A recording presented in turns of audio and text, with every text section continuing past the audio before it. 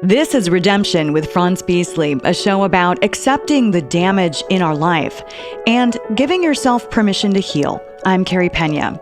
Frantz Beasley is the founder of Arizona Common Ground. He served 14 and a half years in prison and now works with the formerly incarcerated. In each episode, we will share a story about trauma and healing. Frantz, I want to ask you first how you felt about our first episode, because you really opened up, and that's not an easy thing to do. Well, one, I felt it was hard listening to much of it.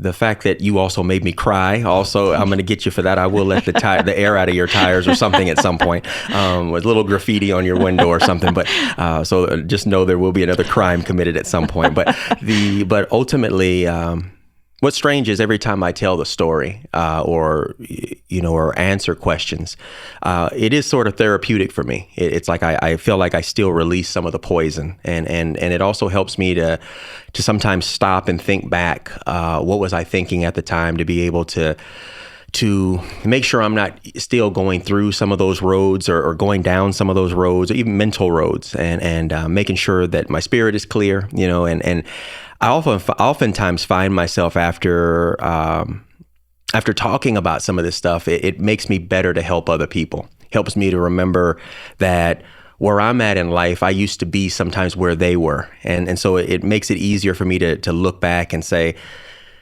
okay, you know what I mean? There's room for forgiveness here. There's room to take time. There's room for patience, because you weren't a finished product either. You know what I mean? You came a long way. And I realized that I'm not the only person that's experienced trauma. I'm not the only person that's experienced abuse and domestic violence. And there are some people that have some of the most horrific stories that cause me sometimes to have the shivers, So understanding that I guess that sometimes when sharing and listening, it helps me to be better. It helps me to be sharper in life. Helps me, and it also helps me to remember to be grateful that God's taken me this far, and He's not done with me yet. So yeah, it was actually quite an experience listening to it.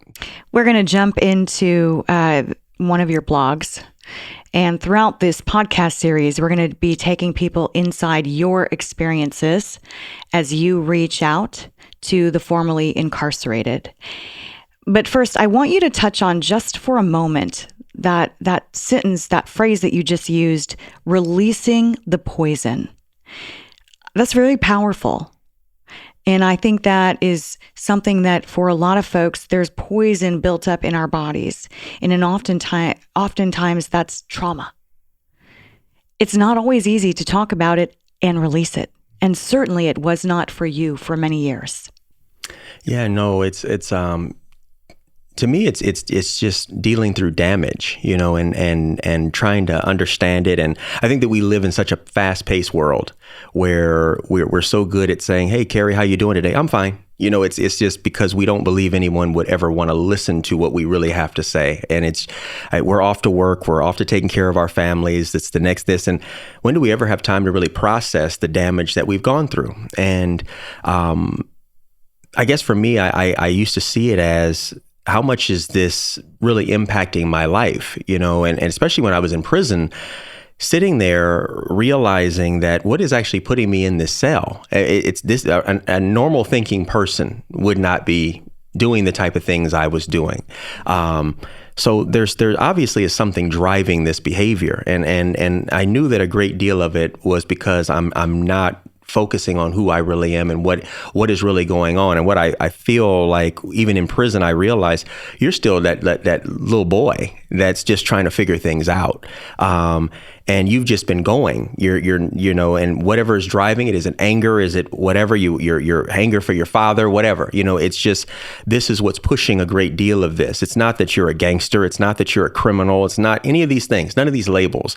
There is something so much deeper that is driving this behavior. And it's easy for me to say, "Hey, Carrie, I take responsibility for it. Okay, I'm accountable for my actions." That's easy to say that. But once again, that's just like saying, "Hey, I'm fine." But when we really strip away those decisions that are being made, you have to really ask yourself, what is driving this behavior? What is it that's causing me to be in this prison cell. And I think that for me, oftentimes I'm sitting there listening to people who have never been in trouble with the law, never been in a prison cell. Oftentimes I listen to their voices and I listen to the words that are coming out of their mouths. They sound just like I sound when I was sitting in a prison cell. And I realized their damage, their trauma has actually locked them into a cell, and they don't even realize it. They're wondering why their lives can't grow. It's like their heads are hitting the ceiling.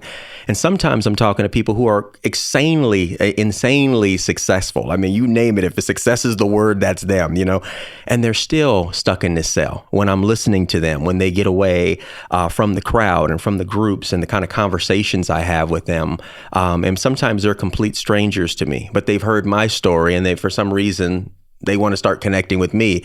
And I'm like, why would a millionaire that doesn't know anything about me want to talk to me about, well, I know why, because their world is extremely lonely. It's been built, but it's artificial. It's superficial. It's not built on many things. It's just, it's not intimacy. It's not vulnerability.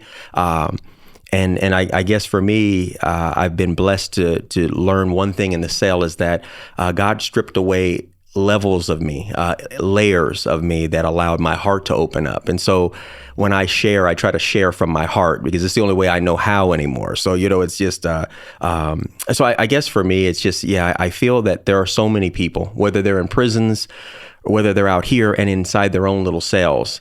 I think there are so many people that are trying to escape, and they don't know how. It's an extremely lonely world. And sometimes it's easy to point over the gate and say, hey, they're behind that razor wire over there.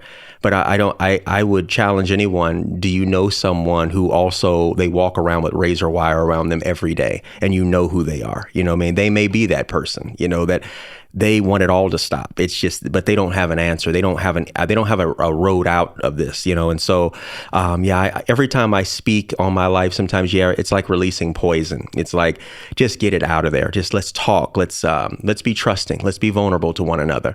And that sometimes that's just not what the world offers. It's just, we're people that we're gadget people today. You know what I mean? The other day I was looking on the front porch and I was like waiting for somebody.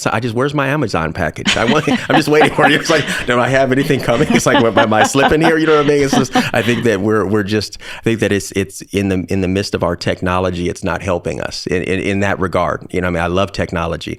Look what we're able to do in this room, in the studio. But the reality is I'm speaking to you. How many people have a Carrie to speak to, someone to ask those questions, to bring up tears that I never knew were even in there. You know what I mean? I haven't cried about something like that in so long. And yet they're still there, which lets me know there's still pain there. There's still a lot of damage there. But at the end of the day, when I was speaking with you, I felt like there was more poison that was being released out of me. And a lot of that stuff, just being able to process things and to think back, My hope is that for folks who are listening to us over the next 15 minutes as we go through this episode, that if you feel poison in your heart, that you can begin to try to release it. And that's Frantz's day-to-day work.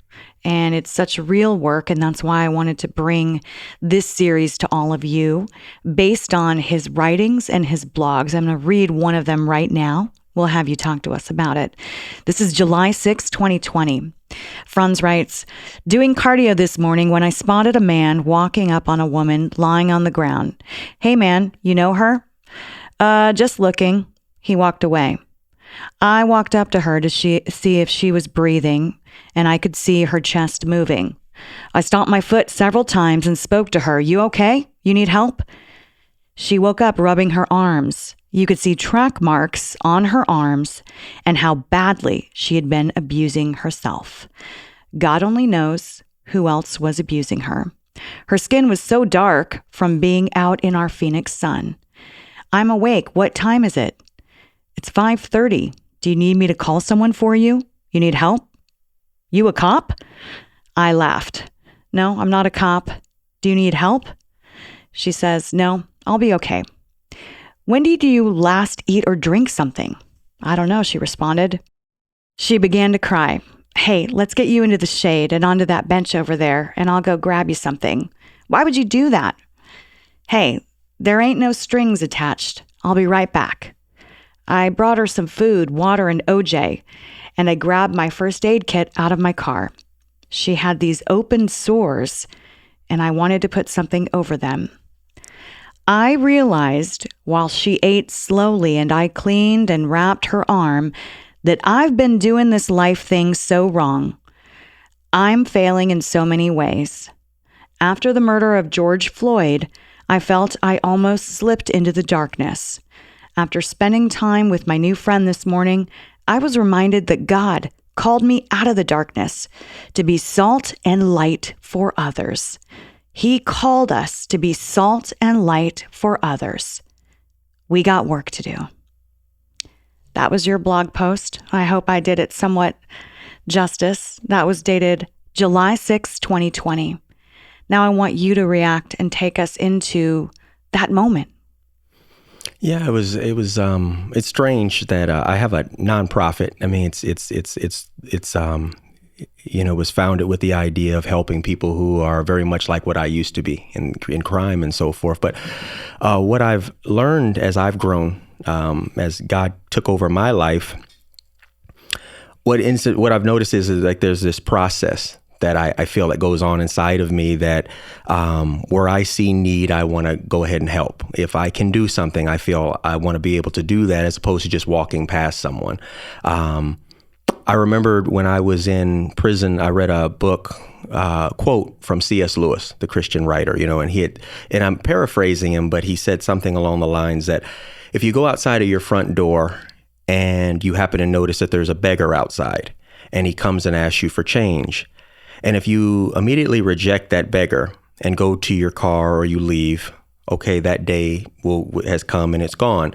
But the next day, if you see the same beggar, you just immediately ignore the beggar and then you just go to your car and you leave. Each time you do that each day, sooner or later, the beggar will vanish. You won't see him at all, even though he's very present. He's right there. And I guess in a lot of ways, that's the way I started to understand my life today, that I don't want to walk past people because I don't want them to vanish. And I feel that the more we ignore people and it's, so instead of me just giving change to somebody, I also want to take time to ask them a question. And so when that morning I was up, and it was a tough year last year, the murder of George Floyd really did impact me, as it did many people. It was difficult for me on many levels. And for a while there, I just did not want to be, I felt like I was going into a sort of a dark space. I guess the reason why is because, I just felt like, all of my life, we've always had this same conversation about race and racism and this, that, and the other. I was born in 1974. Martin Luther King was murdered in 1968, 6 years prior to my birth. And I guess there's a part of me that just last year just got tired of, when is this conversation ever going to end? It's like we're still having the same conversation around, can we just treat each other properly as humans? Can we just start doing it? And I guess for me, there was a part where hope kind of dissipated as far as just, is our country not going to be, are we ever going to get beyond all this kind of stuff? It wasn't just about what happened. It was just the ongoing everything, social media, everything, the way we push things, just everything. And finally, I realized that morning when I saw her, I saw the gentleman. That's actually what got my attention when I saw the gentleman walking up to her. And I thought what he was doing was I said, hey, man, do you know her? That's what I was asking, because I just felt I saw her purse that was on the bench and she was on the ground. And I thought he was just going to take her purse or do something.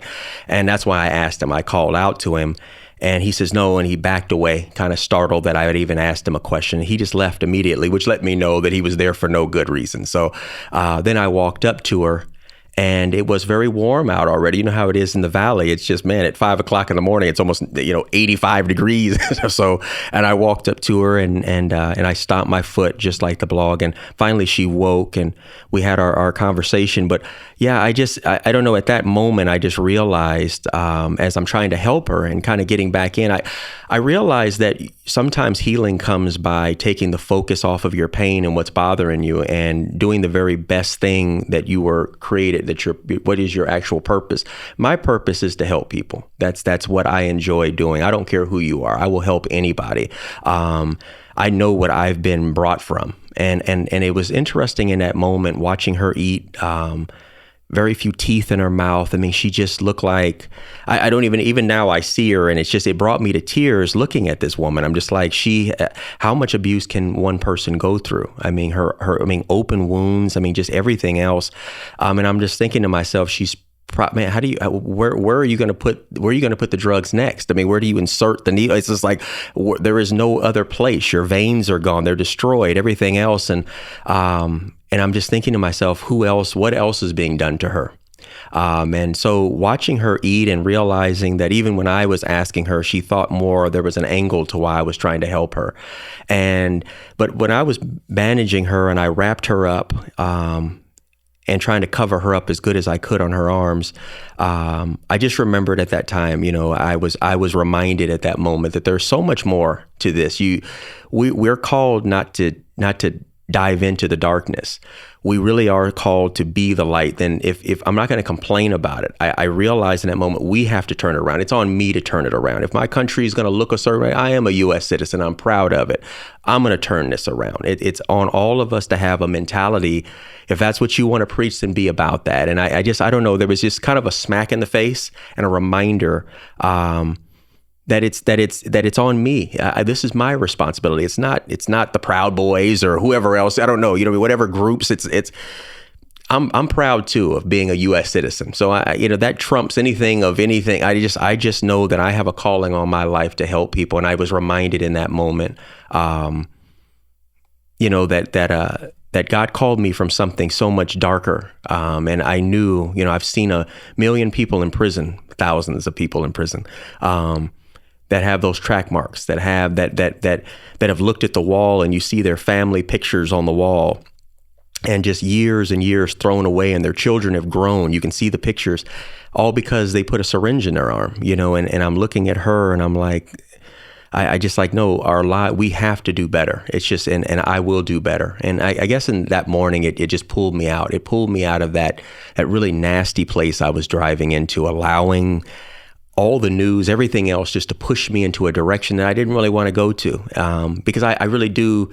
I do believe more. I believe that there's more good than there is evil out there. I don't believe our country is going to stay in these type of thought processes forever. I think that, and I also know that there is a responsibility upon me to make sure that the generation and the people that I speak to, they will know that they were loved and that we're all here for God's purpose, not just some of us, that all of us are here. And so, yeah, I just felt like there was more of a calling upon me at that time to snap out of it. You know what I mean? We have work to do. You know what I mean? You can't do it. And I have learned that though, Carrie, that you can do very little in it with a negative mindset. With a positive mindset, it seems like the whole ocean just opened up to me. You know what I mean? As long as I'm negative, it's like I just see little canals. I see the small things I don't want to see. But when I'm positive and I'm allowing God to work in me, I see it all. It's so strange. I see opportunity everywhere. And that's where I like to be. You know what I mean? And I was, that morning was, I just reminded myself, it was just kind of cool. You know what I mean? I still trip out hearing the blog, but, yeah, that was a powerful morning. And so was that a turning point for you? Yeah, absolutely. Yeah, because it reminded me back. Oftentimes when I have a paradigm shift, or something comes in, my perspective changes. What's interesting is I always go back to that cell. And I don't know why. I just feel spiritually I go back to that cell again and remind myself of, do you remember what it was? You know what I mean? You've come a long way, man. Let's keep going. You know what I mean? This it doesn't stop here. You know what I mean? It's sometimes I think that you can get, you can reach a certain level in your life, and it's like, okay, now what? And for me, the best part about serving is that it never gets old. It's always, there's always a new challenge. There's always something in service. And yeah, it was a huge turning point. It made me better that day, so I was really grateful for her, I don't know, there's a bittersweet where I don't see her anymore, around. I don't see her. I look for her still to see if she's around, but I don't see her. I don't know if that's a good thing or a bad thing. My prayer is that she actually took my advice and got help. She wouldn't go with me that day, and but I understood. I think everybody understands. She is in her addiction. And it's very difficult to it's very difficult. You can't force help on people. But I do thank God that I was able to at least provide her a meal, some water, and and some resources for that day. And I hope it does something. Maybe planted a seed in her that maybe I'm worth it. Maybe I'm better than this. I hope. So. And she was actually a blessing to you that day as well. Yeah, she was. Yeah. Well, this is such an incredibly powerful series, and I'm so proud to be able to bring these episodes to our audience. Tell people as we close out this episode too, a little bit more about your nonprofit, AZ Common Ground. Yeah, no, thank you. AZ Common Ground, it was started in May of 2010, and ultimately we focus on providing resources to anyone coming out of the system, be it youth or adults, and that can be for housing resources. It can be job employment. Just resumes, you name it. Mentoring is really key for what we do. Walking people through the process, because sometimes it's very difficult not knowing what to do, what's the next step to take, especially if you've never lived that type of life. It's difficult to tell an aunt how to run the internet, and it's difficult to tell somebody, put a resume together. I've never had a resume, and so doing all these type of things and helping people with resources from interview clothes to work clothes. They need boots tomorrow to start a job. That's where we try to meet people in their need. But more importantly, what I'm most excited about is that my program really isn't about, even though we're good at helping people with jobs and all these things, the thing that I really try to do is get them to slow down and to kind of let's get focused upon ourselves and our own personal healing. Because I can't tell you how many times that we've helped people by just sometimes listening to them. Sometimes just taking them seriously enough to be able to work within, hey man, do you know what active listening is? It's just simple things, learning to work with management. Sometimes it's going to be tough out there, but helping them with life skills and developing these soft skills and so forth. But more importantly, getting them connected to therapy and so forth. A lot of folks need mental health issues. They have mental health issues. They just have all sorts of stuff, counseling. When we're able to connect with people on that level, that's when I feel like we're actually making a change. We're and connecting with a community of a support around them, of mentors and volunteers. And all of a sudden they went from having no one sometimes to all of a sudden you have 10 or 15 people checking on you. And to see the change in a lot of these folks, not because I got them a job. Oftentimes these people go out and get their own jobs and better jobs, things they never even thought they could do. So I'm really a huge believer of connecting people with healthy environments, be it a church, a small church or something where they know that, hey, every Wednesday I have this great supportive Bible study to go to, you know what I mean? Just all sorts of things, So AZ Common Ground in a nutshell we provide resources. I'd love to say every resource, but we provide is what we can to help people to sustain themselves and to learn how to hold on to their stability. That's which is more important, not just getting the job, but learning how to hold on to it. How now do I deal with family members that just everything's moving around, and I just left an environment where I'm making 20 decisions a day and everybody's telling me what to do in prison. Now I'm out here and there is no razor wire. So we try to help in helping people to navigate now that they're out. I guess that's the best. And your website? www.arizonacommonground.org. This series is Redemption, and we want you to know it is possible to see yourself in a new light, and that is the goal of this podcast series.